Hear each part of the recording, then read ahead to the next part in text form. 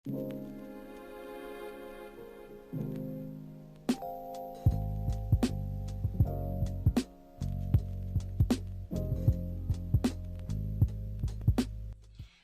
dari kelompok 4 pada kesempatan kali ini akan menjelaskan kepada teman-teman semua gimana sih caranya menyusun presentasi yang ramah pikiran. Penasaran caranya seperti apa? Simak video ini hingga akhir ya. Teman-teman pasti sudah tidak asing dong dengan yang namanya presentasi atau ceramah. Atau bahkan teman-teman sudah pernah mengikutinya atau melakukannya seperti pada saat kuliah, pada saat mengikuti seminar, atau pada saat mengikuti pelatihan atau training.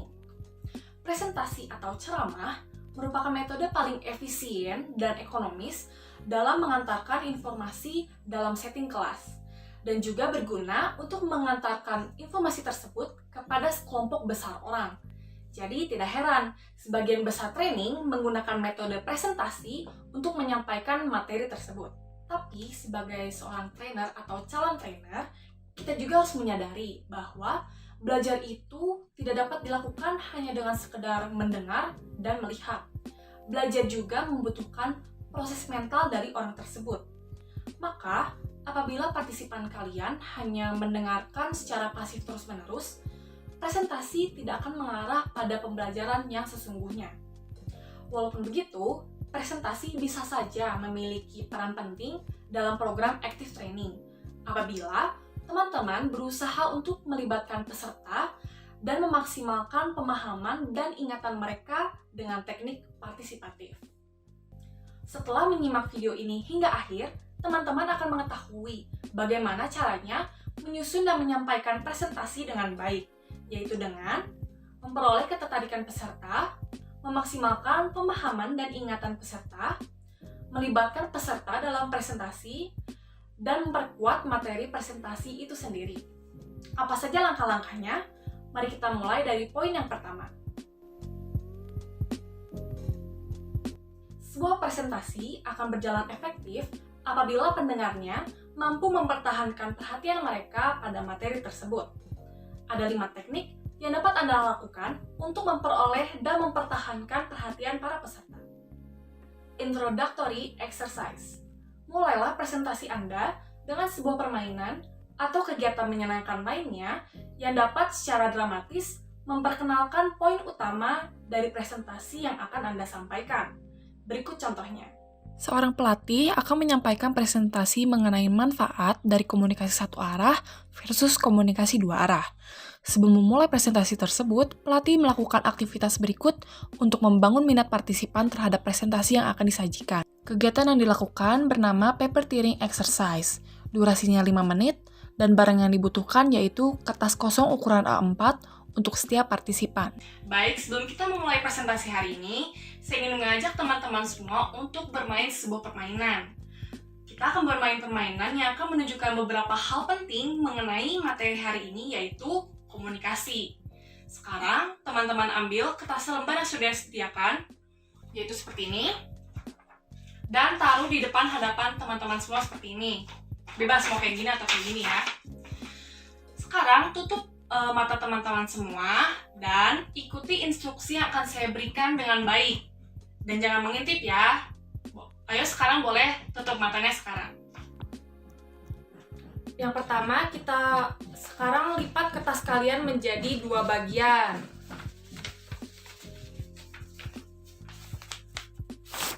Sudah? Sekarang sobek ujung kanan atas pada kertas tersebut.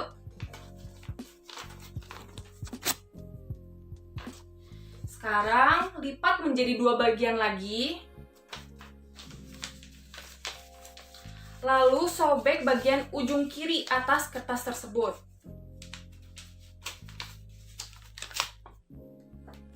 Lipat lagi menjadi 2 bagian lagi. Dan sekarang sobek bagian ujung bawah kanan kertas tersebut. Baik, sekarang teman-teman boleh buka matanya. Dan coba tunjukin hasil sobekan dan lipatan kertas yang tadi kalian lakukan. Coba lihat. dan bandingkan sama yang lain, sama yang saya dan teman-teman kalian. Kalau saya telah mengkomunikasikan instruksi dengan benar dan kalian telah menyimaknya dengan benar pula, harusnya hasil lipatan dan sobekan kita sama semua loh. Tapi kok pada beda-beda ya? Oh ya, bisa jadi karena kalian tidak diberikan kesempatan untuk bertanya. Bisa jadi juga instruksi yang saya berikan diinterpretasikan berbeda-beda oleh kalian ya. Nah, dari permainan yang tadi kita lakukan, terlihat kan pentingnya komunikasi dua arah, baik itu dari saya dan juga dari teman-teman semua. Nah, pada presentasi yang akan saya lakukan hari ini, saya akan menjelaskan tentang hal tersebut, yaitu kebutuhan akan komunikasi dua arah di tempat kerja. Yang kedua yaitu lead of story or interesting visual. Mulailah presentasi Anda dengan sebuah anekdot tentang pekerjaan, cerita fiksi, kartun, atau gambar yang dapat memfokuskan perhatian peserta pada materi presentasi Anda. Berikut contohnya. Seorang pelatih yang akan melakukan pelatihan time management kepada sekelompok administrator rumah sakit. Presentasi diawali dengan cerita awal berikut. Yang ketiga yaitu initial case problem. Sajikan sebuah masalah atau kasus singkat yang berkaitan dengan materi presentasi. Hal ini dilakukan agar peserta tertarik untuk menyimak materi presentasi guna menyelesaikan kasus atau masalah yang telah diberikan. Sebelum memulai presentasi hari ini mengenai cedera kerja, saya ingin mengawalinya dengan sebuah cerita singkat. Pada suatu hari, seorang sekretaris, sebut saja Sekretaris Sarah, ia berkendara setiap hari menuju tempat kerjanya. Rute perjalanannya selalu membawanya melewati sebuah kantor pos. Setiap hari, pada saat berangkat, ia selalu berhenti terlebih dahulu untuk mengambil surat untuk kantornya. Dan pada saat pulang pun, ia selalu mampir terlebih dahulu untuk mengantarkan kembali surat tersebut. Pada suatu hari, pada saat ia dalam perjalanan pulang, ia mengalami kecelakaan 2 mobil dan terluka. Nah, menurut saudara, apakah hal ini dapat dikompensasikan? Nah, selama saya menjelaskan materi hari ini, yaitu mengenai faktor-faktor yang menentukan cedera terkait pekerjaan, cobalah saudara jawab sendiri pertanyaan tersebut. Dan di akhir presentasi nanti akan kita bahas bersama-sama ya. Kasus berikut menunjukkan sebuah kasus masalah yang digunakan untuk memperkenalkan sebuah presentasi yang ditunjukkan pada adjuster mengenai cedera kerja. Yang keempat, ada test questions. Tanyakan pada partisipan sebuah atau beberapa pertanyaan terkait topik presentasi, meskipun mereka memiliki pengetahuan yang sedikit mengenai hal tersebut. Hal ini dilakukan agar mereka termotivasi untuk mendengarkan presentasi Anda untuk memperoleh jawabannya. Terdapat seorang trainer yang menyiapkan presentasi mengenai work habit. Agar peserta tidak bosan, ia memutuskan untuk mengenalkan materi dengan mengawalinya dengan memberikan pertanyaan mengenai work habit peserta. Slide selanjutnya akan ditunjukkan daftar pertanyaan yang diberikan kepada peserta. Dan yang terakhir yaitu review of content. Berikan highlight atau poin-poin menarik mengenai presentasi Anda guna menarik minat dan keterlibatan partisipan. Berikut contohnya. Berikut adalah cuplikan preview of content yang saya lakukan sebelumnya di awal video pemaparan ini. Setelah menyimak video ini hingga akhir, teman-teman akan mengetahui bagaimana caranya menyusun dan menyampaikan presentasi dengan baik, yaitu dengan memperoleh ketertarikan peserta, memaksimalkan pemahaman dan ingatan peserta, melibatkan peserta dalam presentasi, dan memperkuat materi presentasi itu sendiri. Apa saja langkah-langkahnya? Mari kita mulai dari poin yang pertama. Saat penyajian presentasi, ingatlah tujuan instruksional teman-teman, yaitu untuk meningkatkan pemahaman dan ingatan dari peserta akan materi pembelajaran yang akan teman-teman sampaikan. Jadi, para peserta akan belajar lebih banyak jika mereka memusatkan perhatian mereka dan membuat ide-idenya relevan bagi diri mereka. Berikut adalah kelima caranya. Yang pertama ada opening summary. Di sini teman-teman pada awal presentasi dapat membuat rangkuman secara tertulis atau menyatakan poin-poin utama mengenai presentasi teman-teman kepada para peserta untuk membantu mereka mengorganize bagaimana mereka nanti akan mendengarkannya. Contohnya seperti yang tadi partner saya, Elma, lakukan di awal video ini, yaitu menyampaikan poin-poin penting apa saja yang akan kami sampaikan pada pertemuan kali ini. Berikut adalah cuplikan videonya. Yang kedua ada headlines. Di sini teman-teman dapat membuat poin-poin utama dalam presentasi teman-teman menjadi headlines yang dapat digunakan sebagai alat bantu teman-teman untuk lebih mudah mengingatnya. Contohnya, misalnya ada seorang trainer yang sedang memberikan presentasi tentang supervisory style, di mana dia memutuskan untuk menggunakan 3 istilah yang menarik yang dapat teman-teman lihat pada layar teman-teman, yang kemudian 3 istilah ini dapat ditambahkan animasi-animasi ataupun warna agar menarik perhatian. Contoh lainnya, misalnya untuk menjadi seorang active listener yang baik, seorang trainer meminta para partisipan untuk mempertimbangkan akronim proposal, yang untuk penjelasan lebih lanjutnya dapat teman-teman lihat pada figur 4.6 pada halaman 95 di buku Active Training. Yang ketiga ada example. Di sini teman-teman dapat memberikan sebanyak-banyaknya kisah ilustrasi yang nyata dalam menyampaikan presentasi. Untuk contoh yang ketiga ini dapat teman-teman lihat di sini ada gambar Pak William Tanuwijaya selaku CEO dari Tokopedia yang sedang menghadiri acara yang dilaksanakan oleh ITB mengenai wirausahawan terbaik berbagi untuk penerus Republik. Di sini ia membagikan perjalanan kisah nyatanya dalam berbisnis membangun Tokopedia. Yang keempat adalah analogis. Di sini teman-teman dapat membuat perbandingan antara materi yang teman-teman sampaikan dengan pengetahuan atau pengalaman yang sudah dimiliki oleh partisipan. Contohnya, ada seorang trainer yang mendiskusikan mengenai adult learning needs, di mana ia menghubungkan antara pemikiran manusia dengan komputer dan menunjukkan bahwa seseorang tidak bisa memperoleh pengetahuan jika yang pertama, komputer mereka dalam keadaan mati, kedua, mereka tidak memiliki aplikasi yang tepat, ketiga, mereka tidak diizinkan untuk memproses informasi, dan yang terakhir, mereka tidak memiliki kesempatan untuk menyimpan informasi. Yang kelima ada visual backup. Di sini teman-teman dapat menggunakan flipcards, PowerPoint slide, ataupun brief handouts agar partisipan nanti dapat melihat sekaligus mendengar materi yang akan teman-teman sampaikan. Contohnya, untuk menjelaskan sebuah konsep mengenai win-win negotiation, seorang trainer memperlihatkan urutan kartun lose or lose becomes win or win.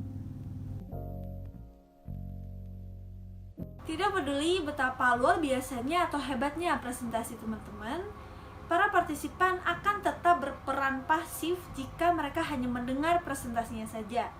Nah, berikut ini ada 5 cara yang dapat teman-teman terapkan untuk mengajak kelompok partisipan berpartisipasi dalam presentasi teman-teman. Yang pertama adalah listening role. Di sini teman-teman dapat memberikan tanggung jawab kepada para partisipan untuk mendengarkan secara aktif akan materi yang teman-teman sampaikan. Yang pada akhirnya para partisipan tersebut harus mampu menghasilkan poin-poin apakah mereka setuju atau tidak, ataupun pertanyaan-pertanyaan mengenai materi presentasi yang teman-teman bawakan, dan atau merangkum hasil konten dari presentasinya. Teman-teman juga dapat memberikan penugasan kepada partisipan baik secara kelompok maupun individu. Seorang trainer bisnis memberikan presentasi mengenai 6 strategi untuk menyusun dan menyampaikan informasi. Partisipan diminta untuk mendengarkan dengan seksama pada setiap deskripsi strategi yang ada, sehingga di akhir presentasi mereka mampu untuk memberikan rangkuman kepada teman sebangku mereka. Yang kedua ada guided note taking. Di sini teman-teman dapat memberikan instruksi atau sebuah indikasi kepada partisipan bahwa mereka harus mencatat selama presentasi. Misalnya untuk sebuah sesi training on delegation, seorang instruktur mendistribusikan sebuah handout yang berjudul The Do's and Don'ts of Delegation. Kemudian format handoutnya itu berbentuk T-card dengan 2 kolom dengan label do delegate and don't delegate. Dan selama presentasi berlangsung, partisipan bisa membuat catatan dalam chart tersebut, dan jika sudah diisi, maka catatannya akan terlihat seperti berikut ini. Yang ketiga adalah spot challenge. Di sini teman-teman dapat memberhentikan presentasi secara berkala, kemudian teman-teman dapat men-challenge partisipan untuk memberikan contoh dari konsep yang sejauh ini telah teman-teman sampaikan, ataupun memberikan pertanyaan kuis. Misalnya ada seorang dosen yang memaparkan suatu materi pembelajaran kepada mahasiswanya. Namun karena topik yang dipaparkan akan begitu banyak, maka dosen tersebut membaginya menjadi 3 subtopik. Dan setelah membahas selesai sepertiga dari subtopik tersebut, maka dosen akan berhenti dan mengajukan pertanyaan terkait materi yang baru saja ia sampaikan kepada mahasiswanya. Jika sudah ada mahasiswa yang berhasil menjawab, maka dosen akan memberikan review kembali mengenai jawaban dari pertanyaan yang ia berikan, dan kemudian akan melanjutkan kembali pemaparan materinya. Yang keempat ada synergetic learning. Di sini teman-teman dapat mengizinkan para partisipan untuk membandingkan catatan mereka satu sama lain dan saling mengajarkan satu sama lain. Contohnya, dalam pelatihan asuransi bisnis, seorang akuntan akan mempelajari mengenai loss exposure dan bagaimana dampaknya dalam aset bisnis, pendapatan, dan modal. Setengah dari kelompok diberikan grafik dan diminta untuk mempelajarinya dengan partner mereka, agar nanti mereka dapat memberikan contoh kepada setengah kelompok lainnya. Yang kelima adalah illuminating exercise. Di sini teman-teman dapat menyelingi aktivitas-aktivitas yang singkat selama presentasi yang dapat menjelaskan ide-ide, informasi, ataupun skill yang ingin teman-teman sampaikan kepada para partisipan. Contohnya, seorang instruktur team building memanfaatkan latihan yang disebut team machine untuk membantu partisipan mengerti beberapa poin-poin mengenai teamwork. Untuk contoh lebih jelasnya dapat teman-teman lihat pada buku Active Training pada halaman 103 dan 104.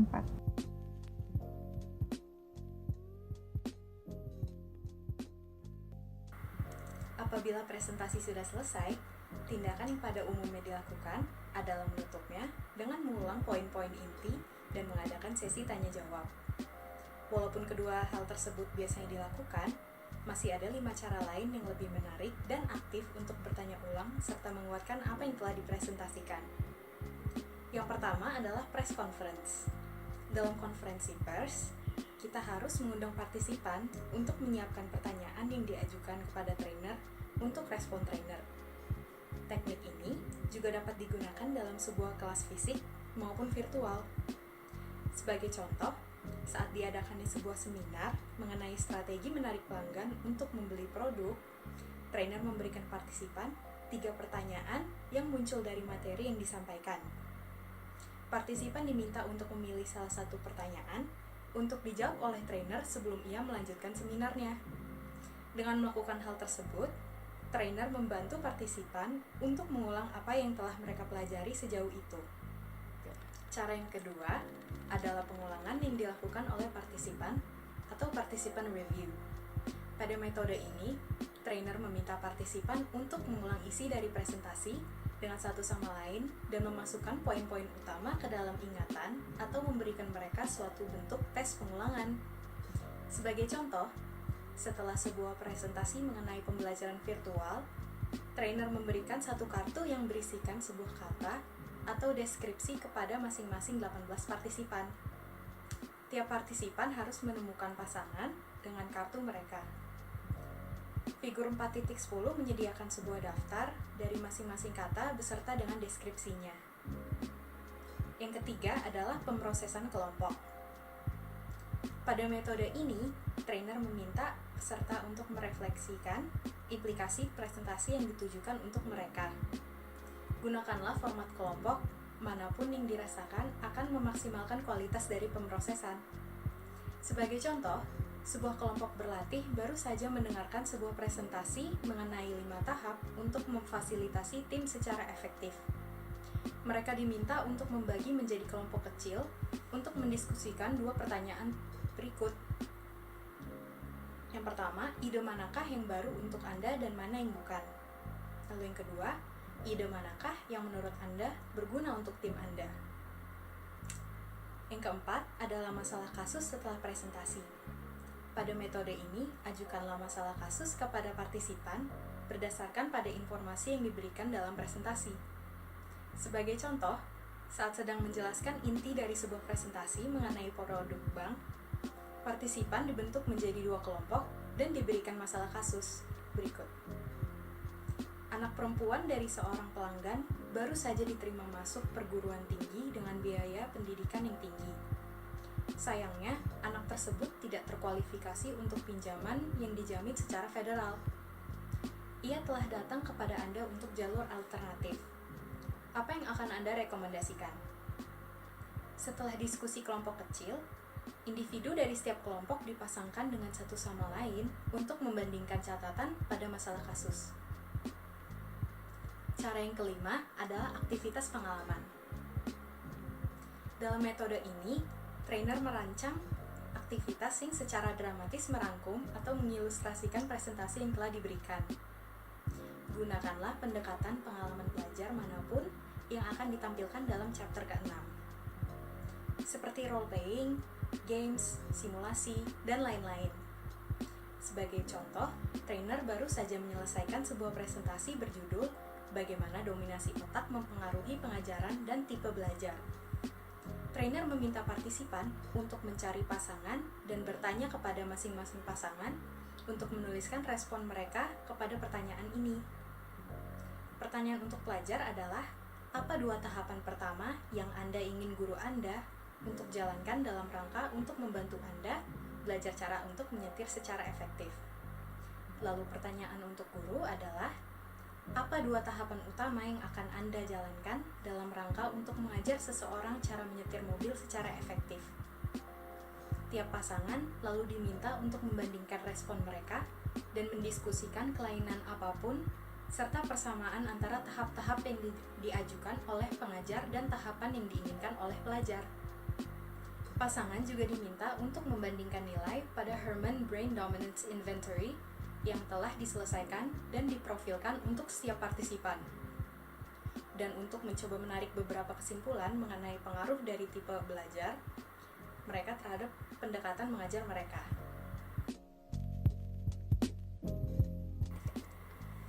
Saat membuat sebuah presentasi yang baik, hargailah urutan 4 bagian yang akan dideskripsikan setelah ini. Jadi, setelah peserta terlibat secara mental, sediakanlah informasi yang Anda ingin sampaikan menggunakan cara-cara yang akan dideskripsikan pada bagian ini untuk memaksimalkan pemahaman.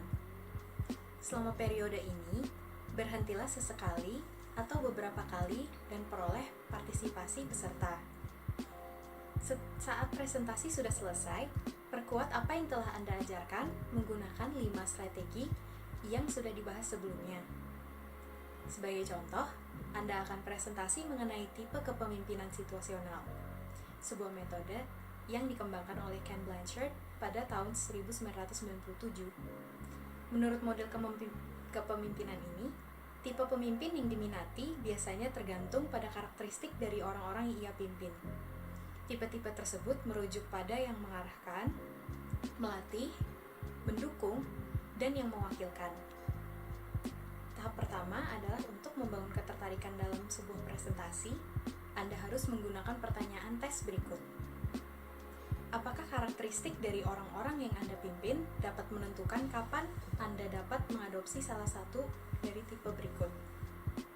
Mengarahkan, melatih, mendukung, dan yang mewakilkan. Peroleh beberapa respon dan tetap menerima jawaban dari partisipan. Jangan ungkapkan jawaban benar. Yang kedua adalah sediakan sebuah lembar yang berisikan hal-hal berikut. Jelaskan faktor situasi dan penjelasan umum dari setiap tipe. Sebagai contoh, Anda akan memberitahu peserta bahwa individu yang memiliki kedewasaan rendah berfungsi dengan baik saat pemimpin tipe pengarah yang menyediakan supervisi yang jelas. Saat Anda mendiskusikan tiap tipe, undanglah peserta untuk mencatat pada lembar yang diberikan. Dalam kondisi virtual, kita dapat memberikan bentuk file saja. Pastikan Anda menyediakan contoh yang baik dari setiap tipe dan gunakan analogi dari mengasuh anak hingga mereka masuk pada tahap remaja. Gunakan sebuah ikon grafis pada slide-slide Anda untuk presentasi setiap tipe, seperti ikon siul untuk tipe pelatih atau ikon jembatan untuk tipe pemimpin pendukung. Tahap ketiga adalah Anda dapat membagi peserta menjadi 4 kelompok. Apabila dalam kelas virtual, Anda dapat menggunakan breakout room. Lalu, berikanlah tiap kelompok salah satu dari tugas berikut ini setelah Anda selesai mempresentasikan tiap tipe. Ada kelompok penanya, penyetuju, penolak, dan pemberi contoh. Panggillah masing-masing kelompok untuk bertanya, menyetujui, dan seterusnya. Lalu yang terakhir adalah berikan partisipan beberapa kasus situasi. Tanyakan mereka untuk mengidentifikasi tipe apa yang cocok dengan tiap situasi. Ikuti kegiatan ini dengan kegiatan role-playing, di mana peserta diminta untuk menampilkan setiap tipe. Dalam sebuah kelas virtual, panggil sukarelawan untuk role-play bersama Anda. Diskusikanlah reaksi mereka terhadap role-play dan temukan kenyamanan mereka dalam mengganti respon pada setiap situasi. Laksanakan sebuah konferensi pers di mana Anda akan memberikan pertanyaan-pertanyaan terakhir mengenai tipe-tipe pemimpin. Begitulah berbagai cara yang dapat teman-teman gunakan untuk mempersiapkan presentasi yang ramah pikiran. Apabila teman-teman tertarik untuk mencoba cara-cara yang sudah kami jelaskan, teman-teman bisa mengisi lembar kerja untuk membantu teman-teman dalam merancang presentasi yang tersusun dengan baik dengan menekan link yang tersedia di bawah description box ini, di bawah video ini. Sekian dari kelompok kami, saya mengucapkan terima kasih kepada teman-teman sekalian, dan semoga video ini dapat membantu teman-teman dalam merancang presentasi yang baik.